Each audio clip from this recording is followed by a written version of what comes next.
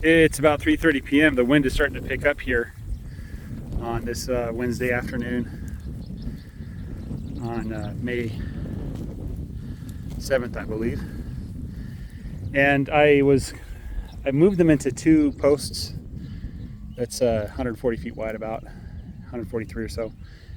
And I came here and it looks like they grazed exactly what I wanted, maybe a little more than I wanted. So I'm going to give them 2 posts tonight, and I think in the morning I'll give them 2.5 posts. So we'll see how that goes. Right now it's in the high 80s. The breeze is making it nice. The sun is not helping, but it is warm. And I identified a new plant.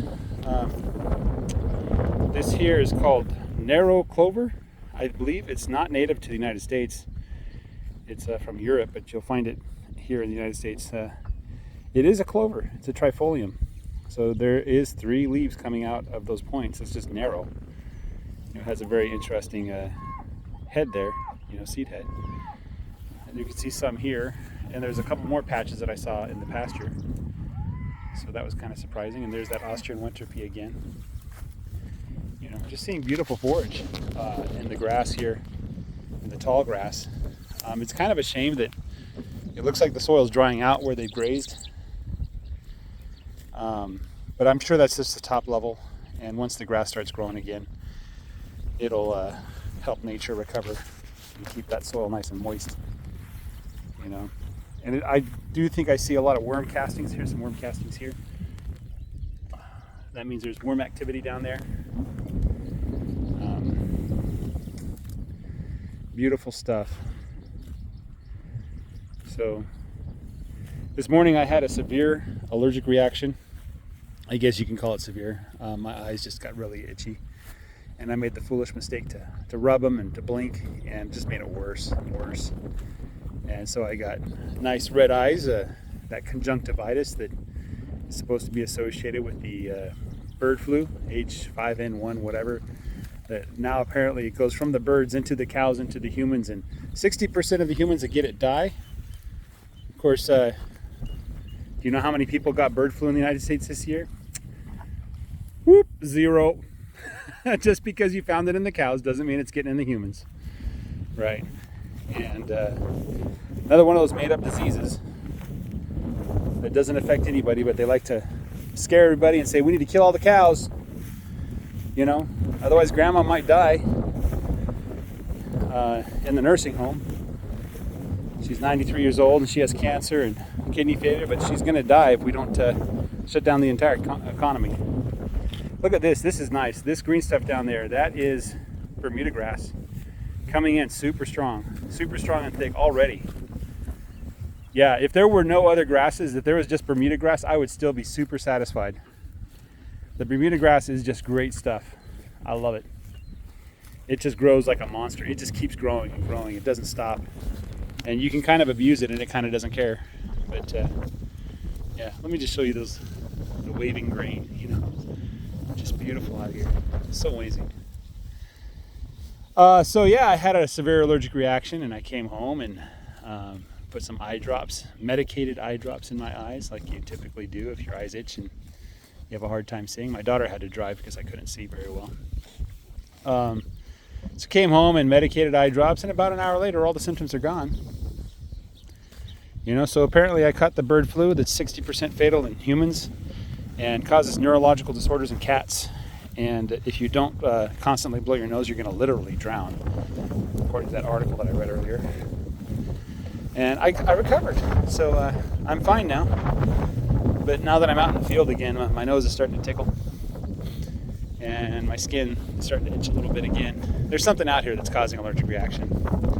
So I'm probably going to catch the bird flu yet again. And, we'll have to shut down the stock markets and send everybody home from work. Because I got the sniffles. So, yeah, that's just absurd. It's absurd. One little thing that I am kind of worried about that's an actual concern is shade. If we were in the mid to upper 90s and even in the hundreds or above 100, these cows would need shade, right? But right now it's 80, 85. And if you don't know, cows' body temperature runs hotter. They are slightly higher body temperature than humans, right? I think it's like 101 or something like that. So if you stick a thermometer in a cow and their temperature is normal, you might think they have a fever or something. And no, that's just the way they are.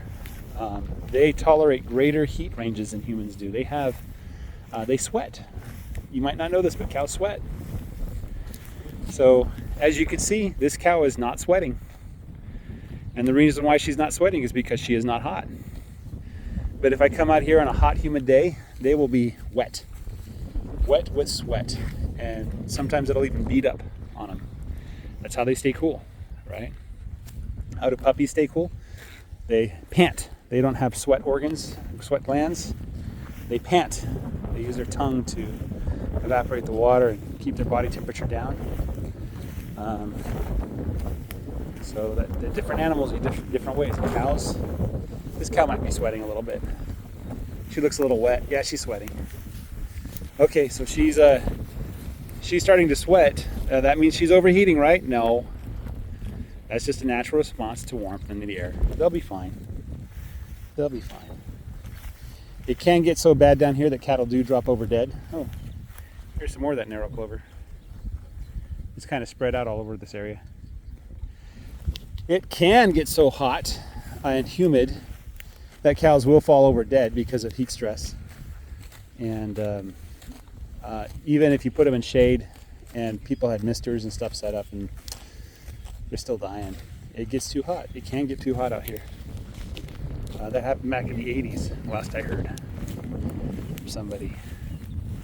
So, but we have shade. If it was super hot and the cows were stressed, I would move them into a place with shade. I could also, if I needed to, I could probably go to the store and buy some of those misters. There's some kind of legume down there, I think. I don't know what it is. So, yeah, cows sweat. They sweat. They are fine. These cows are comfortable, in fact. I imagine, just like when summer starts and you get to go outside with your shorts and t-shirts and enjoy the warm weather, and it's not too hot, that's kind of what they're feeling right now. This guy has quite a bit of flies. Metal tag. You can see she's nice and slick, but she has flies. Tin has fewer flies. Flies come and go. All right, guys, that's all I got for you. Have a great day. Take care. Bye-bye.